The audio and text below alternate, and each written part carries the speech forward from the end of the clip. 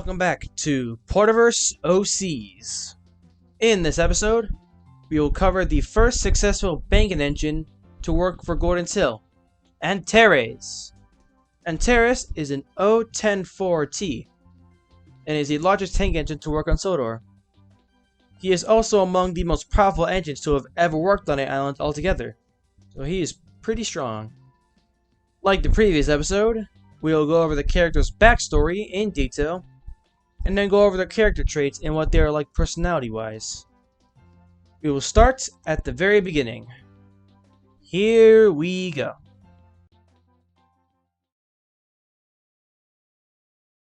The 1930s. The Great Depression was heavily affecting the world. Sodor was no exception. The Northwestern Railway was forced to sell off various engines in order to stay afloat. This included engine 98462, engine 87546, the engine named Red Dragon, and a variety of other engines, mostly shunting industrial engines. Shortly after this sale, the need for an engine to push trains up the Wellsworth Incline, also known as Gordon's Hill, spiked exponentially. The 320-foot climb at a 175 gradient proved incredibly difficult for trains to conquer on their own, many of whom stalling halfway and sliding all the way down to the bottom. The railway's main locomotive works, Crovan's Gate Locomotive Works, determined that it would be much cheaper to simply build a one-off engine than to modify any pre-existing design. And so they got to work. The first engine was an 080 tank engine, painted only in a gray primer during its brief service life. This engine proved to be too weak to push engines up on their own, and this was deemed a failure and scrapped less than a year later. The next design was a 260 plus 062 Garrett design. The performance was decent, but foot crews ultimately hated the controls and the outdated open cab, and thus it was deemed a failure as well and written off shortly after. The next design was a 2440 articulated engine, and then an 0660 mallet design, both of which were deemed failures for various reasons. Finally, in February 1937, success was finally reached. An O-10-4T proved to be successful in nearly every aspect. This unconventional design was named Antares, who was also the second engine of these trial banking engines to be sentient. He was painted in a special indigo livery, which would become the livery for all banking engines on the railway following this. Antares would quickly prove himself to be the strongest engine to work on Sodor at the time, pushing up trains like the Flying Kipper and the Wild Nor'Wester as if they were nothing. Antares would conduct his banking duties like clockwork until 1957, when he was withdrawn for his first overhaul. For the next few months, two engines filled in for him, an LMS 7F080 known as Thorkel, and an ex-Great Western Railway 5700 named Duck.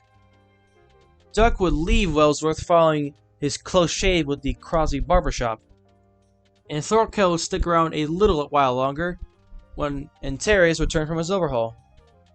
Thorkel will work with Antares until being replaced by Bell in 1965. Antares and Bell will continue banking trains from this moment onward. When Bell left for emergency repairs in the 1980s, Sigrid was brought down to fill in for a bit. Bell will return a few weeks later, which saw Sigrid return to Arsdale End. Antares continues to bank trains up Gordon's Hill to this very day. Many find his job monotonous and often wonder how he doesn't get bored of it. But to Antares, he wouldn't have it any other way.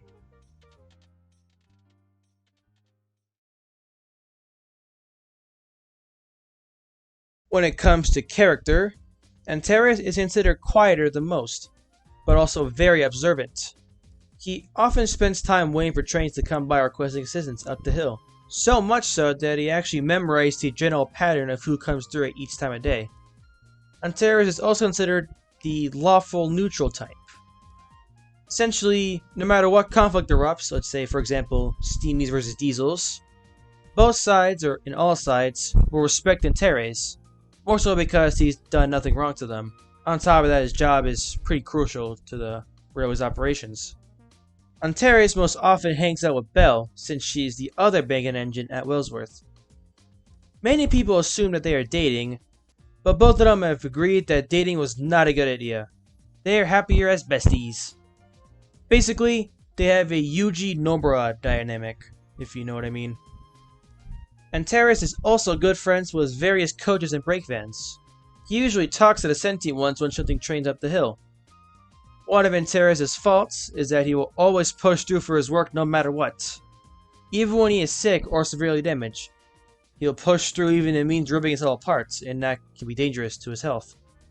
This is how Belle bounced off of him character-wise, as Belle is very aware of her health, and she is the one to keep him in check to ensure that he is not exerting himself, and to make sure that he takes his regular breaks during the day, as Antares sometimes forgets about them and just keeps working non-stop. But regardless of this, Antares does mean well. Overall, Antares is a very chill, neutral character that pretty much everyone is chill with, and he values his work very deeply and often exerts himself a little bit, but he always means well in the end, and has proven himself time and time again. Well, that was Porter vs. OC's episode 2. I had a lot of fun with this one, I must say, and I would love to do more episodes of this series eventually. Who would you like to see? Maybe Thorkel, Kasela, or even Warrington or Chris Bartholomew, perhaps. So let me know what y'all think in the comments below. And also what y'all think of this new background I got going, and also general branding. I feel like this fits more, you know, for my general vibe of my content. And also much brighter too, you know. Let me know what y'all think in the comments below. Thank you all very much for watching this episode of Porter vs. OCs. And I shall see you all same time next week. Welcome back to Porter vs. Lore Ramblings. I don't have any possible video ideas at the moment, given the current state of my house. So we'll do another one of these. And not gonna say more time, let's get into it. Number 1. Knapford sheds are the primary Northwestern Railway engine sheds. It first started out as a little shed with around 5 berths, similar to Knapford station sheds from season 7. And then the sheds were torn down in favor of an 8-berth roundhouse in 1936. This is how the sheds looked until 1977.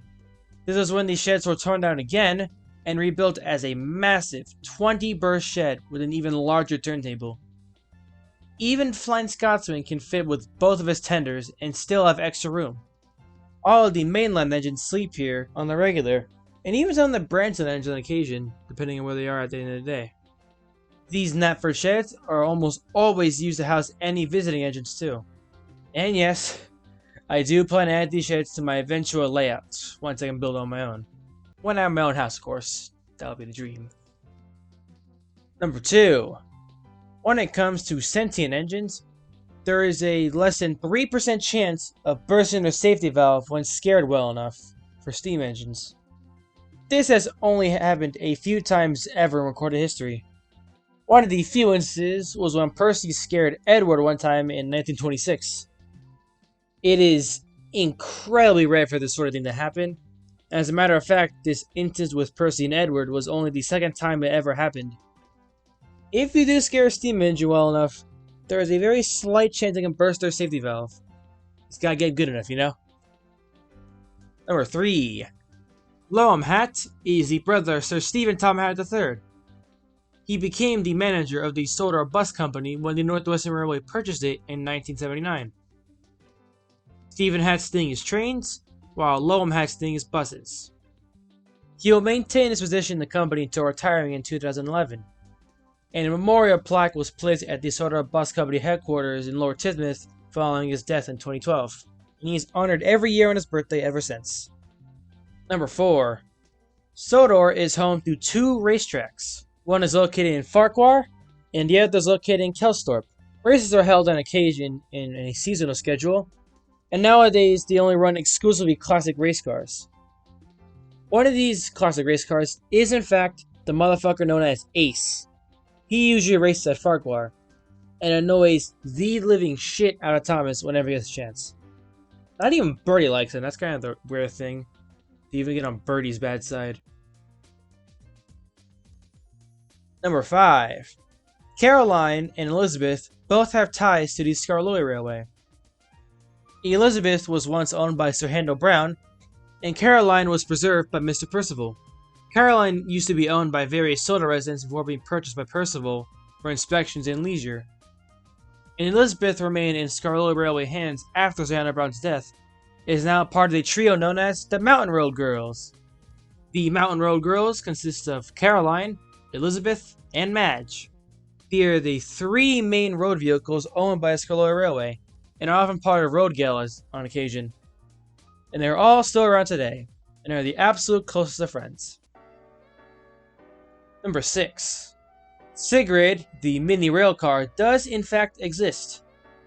The situation is similar to Oliver and Oliver meeting for the first time. The two would first officially meet in 1975 when Sigrid entered service. Old Sigrid did wonder how the miniature engines were sentient in the first place, given how exponentially smaller they are compared to standard engines. But regardless of this, both Sigrids get along well with each other. And they often talk at Arsdale End, which is the terminus of the Arsdale Mini Railway. Pretty cool. Number 7.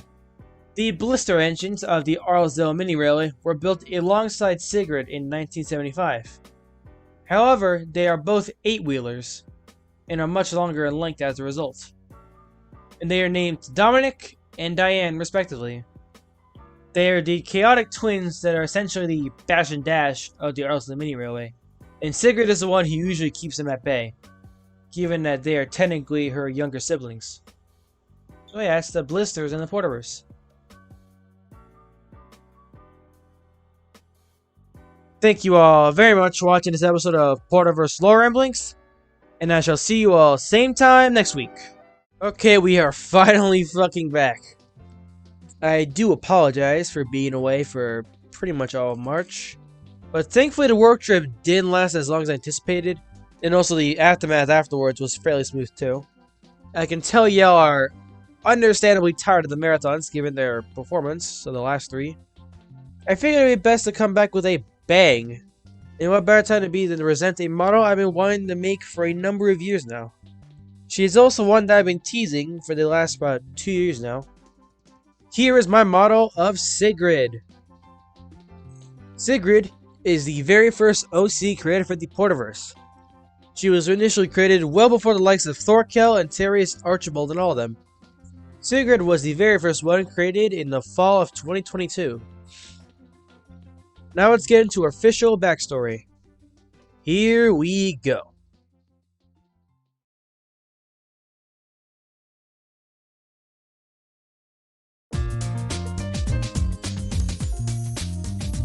Sigrid was one of the LNER L1 class tank engines built in 1945. She would very briefly wear LNER Apple Green before becoming a British Railways engine. Right when this happened, British Railways was shuffling things around on the northwestern region, particularly on the Arsdale tramway on Sodor. Prior to 1948, the runners of the branch were just Toby and Toby and 2 of his siblings that worked on the line. But British Railways was wanting to downsize the roster on the branch while also maintaining the pulling power. This is where Sigrid comes in. She was fitted with front and back cow counters and sent off to the tramway, while Toby and his siblings were relocated. Toby went to Thomas's branch line and his siblings went elsewhere. And this is when Sigrid became the sole runner of the Arsdale tramway. For the next nearly 20 years, Sigrid would run all services pretty much entirely on her own. In 1965, the tramway was shut down by British Railways despite public demand and interest wanting to keep it open. British Railways did want its engine back and left Sigrid's fate in Sodor's hands. So Tom had took the loophole to his full advantage and had Sigrid placed in storage at Arsdale End. If you're a bit familiar with the Porterverse canon, you'll know what happened in 1968. This was when the northwestern region of British Railways separated from British Railways entirely and once became the Northwestern Railway. The same day the ruling was actually finalized, Sigrid's old crew ran over to Arsdale End and flung the shed doors open and danced around Sigrid. Sigrid was officially preserved. Sigrid was quickly hauled off for repairs, which saw her as the main runner that now reopened Arsdale Tramway by 1971. During these repairs, Sigrid was repainted into an NWR livery for the first time. Today, you can still find Sigrid on Sodor, happily riding her Arlesdale tramway.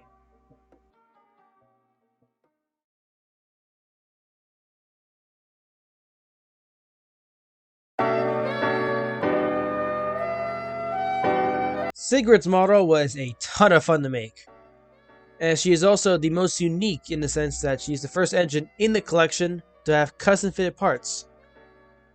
To start off, Sigrid was made using a Hornby L1 tank engine. I primed the body in a gray brush-on acrylic. After that, I painted the body in Apple Barrel's chocolate brown color. This is the same shade of brown I plan to use for Toby when I eventually make him. After about 3 coats of the brown color, that's usually the sweet spot for models, I did the trim work. This cream color being Apple Barrel's warm buff. Following that was the lining.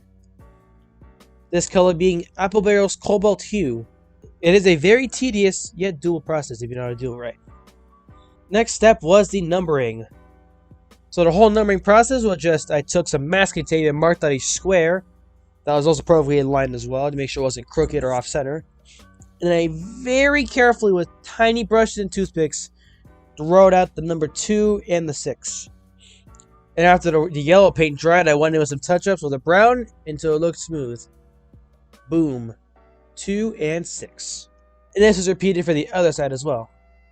The bulk of the work was now done. All that was left were the custom fitted parts. The first one's kind of a given, it's the megaphone. The final step was the most difficult part of the whole body. The cow catchers. This is, without question, the most intricate mod I've done on a model to date. The process was not necessarily difficult, it was just very tedious.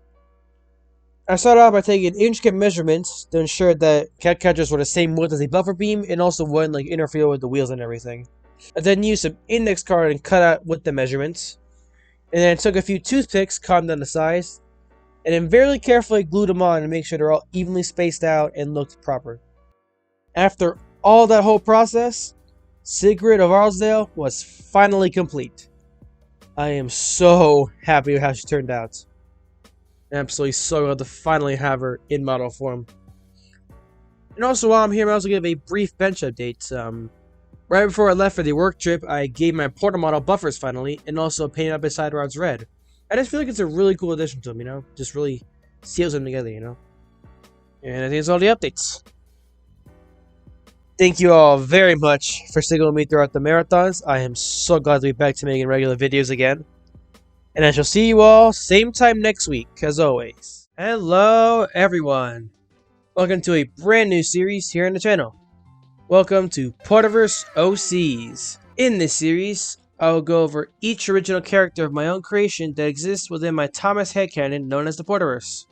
This series won't be super long, as there aren't a whole lot of OCs roaming around the Porterverse, but I can guarantee that each major player original character will be covered. And what better way to kick off this new series than with the very first OC in the Porterverse, Sigrid. We will go over Sigrid's full backstory and what her personality traits are like. Let's start at the beginning in 1945. Without further ado, let's get into it.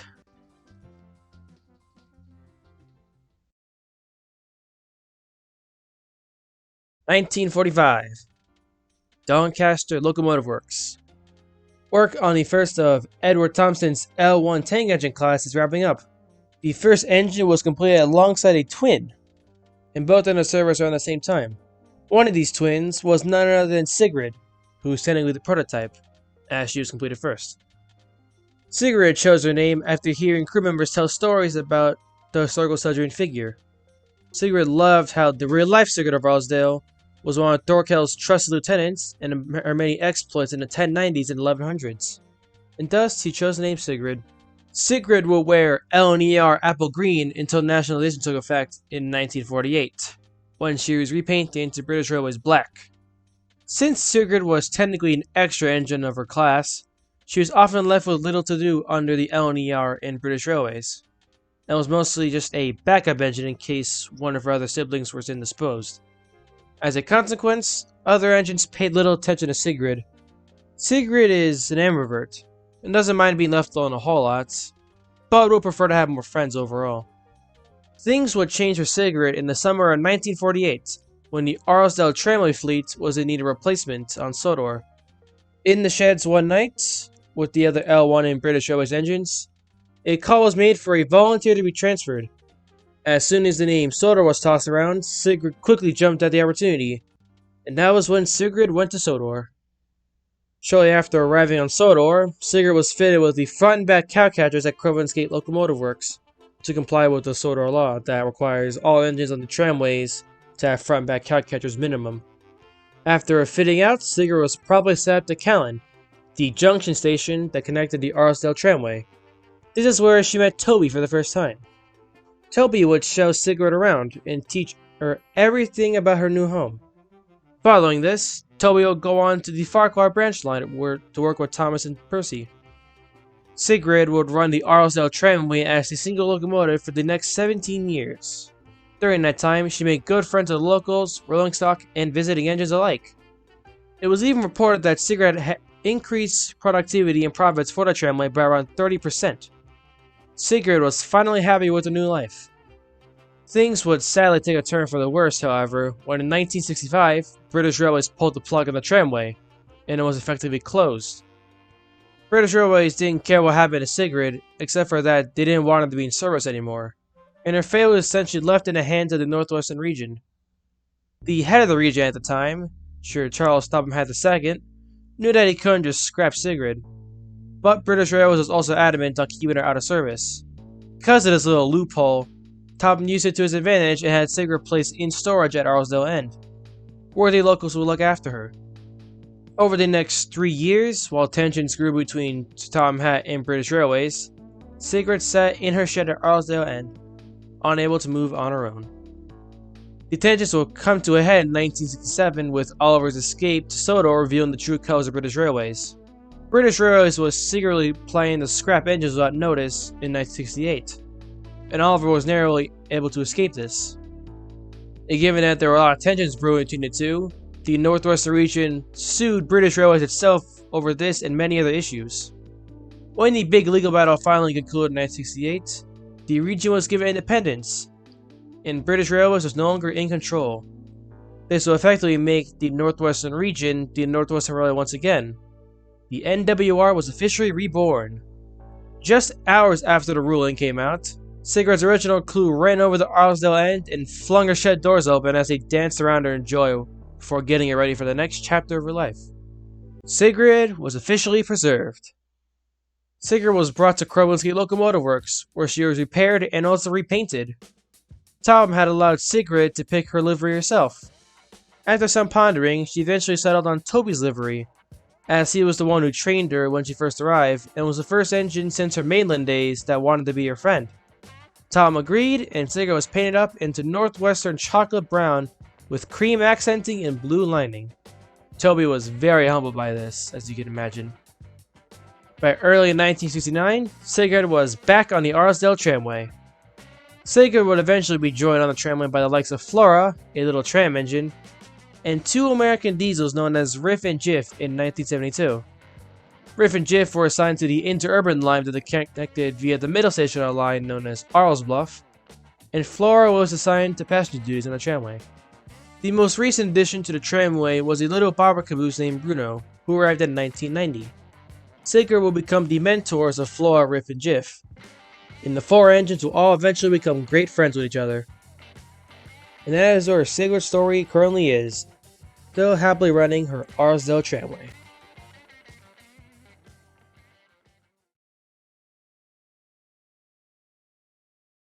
When it comes to character, Sigrid is described as a slightly energetic and bubbly type, similar to, say, Mina Ashido. However, she also tends to zone out occasionally due to her ADHD. It isn't super common for her to zone out, but idling super long at stations can understandably lead to her zoning out. Same thing with very monotonous conversations. She's also a bit insecure about her design flaws, as the L1 class was originally designed for passenger services, but didn't yield spectacular results in that area. Instead, they yielded better results in the freight regions, and this is where the L1s thrived. Sigrid is usually annoyed when it's brought up, as she prefers to focus on her strong suits, but is still very aware of the design flaws in the end. Despite this, Sigrid is described as a hard worker that always strives to do her best. It loves hanging out with her friends on the tramway. Sigrid is also an avid fan of movie night, and usually races back to the sheds at the end of the day whenever a movie night is planned. Some of our favorite movies include The Tipfield Thunderbolt, Return of the Jedi, and Jujutsu Kaisen 0, among many other films. Sigrid is often described as the engine with the best movie knowledge amongst Sudrian engines, and often assists in choosing the movies for movie night events. Overall, Sigrid is perceived as a very kind and bubbly engine, one that looks past her faults and continues forward no matter what. And that is Sigrid of Arlesdale, the first OC of the Porterverse. And just like that, we have reached the end of the episode. That was the history of Sigrid. I had a lot of fun writing this video.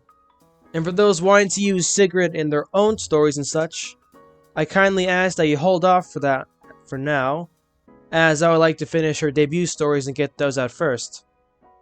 I've been working on them for a good 5 or so months now, and once I finish writing those stories and adapt them on my own, then you'll all be free to adapt and use the stories and characters as you wish. Just wait until I'm done with that, sound good? The first story I've already finished writing, and I want to get the second story finished eventually too. And then the third and fourth one too. I'm hoping to get at the very least the first story filmed and released within this year. So stay tuned for that. And also feel free to comment what you all think of this new series. I would love to see any feedback you guys have. And if you have any interest in having this series continue, then do tell in the comments. All comments regarding this are welcome. Thank you all very much for watching this episode of Porterverse OCs, and I shall see you all same time next week. And now, folks, it's time to say goodnight. We sincerely appreciate your patronage and hope we've succeeded in bringing you an enjoyable evening of entertainment. Please drive home carefully and come back again soon. Good night.